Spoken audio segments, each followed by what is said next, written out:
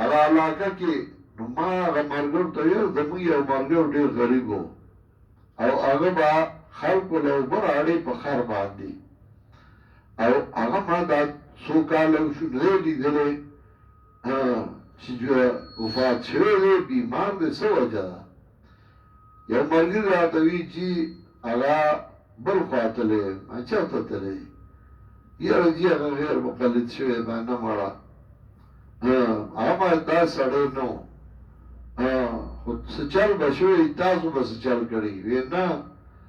چې هغه اوس مالدار شوی دی او دا شوي دی ما یاره زه ورڅخه ځمه کور یې کوم ځای دی وی هغه چې بیمار دی د کور نه نشي راوتی ما خیر دی هر څه چې زه ځم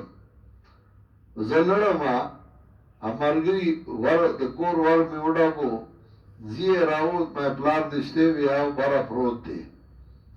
ما ورته وویل چې طیب راغلی تپوس له نو هغه لار وکړه مونږ چې بره د هغې کمرې ته وختو تپوس یې وکړ زر راپاڅېده چې زه یې ولیدم ډېر زیات خوشحاله شو جامو کې نه ځایېده زه ورسره کېناستم ما څنګه چل دی ویې ما خر دې څه شی ده هغه خو چې وي هر څه تلي دی خدای ډېر لوی فضل را باندې کړی دی دغه ما نه وي لیدلی سره ځې ما وی چې یاره ما ته خو دا پته نه وه چې ته مالدار شوې ده ګپ شپ ولګو یو ساعت یې چې زه راکوزېدم ما زه ته کښېنه بیمار وې زه خو ښه شوم ما نه بیمار ته خو پاسېږې نه ته ښه شوم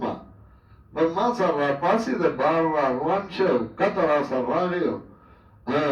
بل کال چې مې کتل درس له بیا راغی خوشحاله و دا دریم کال دی بیا درس له راځي او اوس هم درس کې ناست دی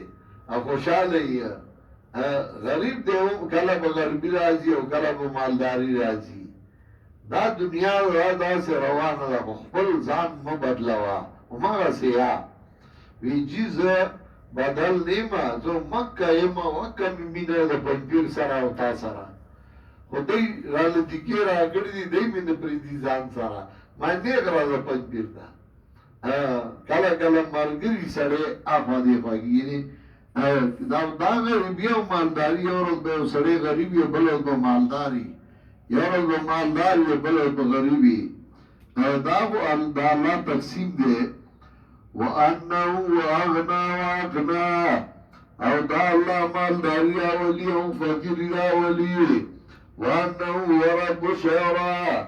او شان دا دی دا الله رب الشعرا ستوري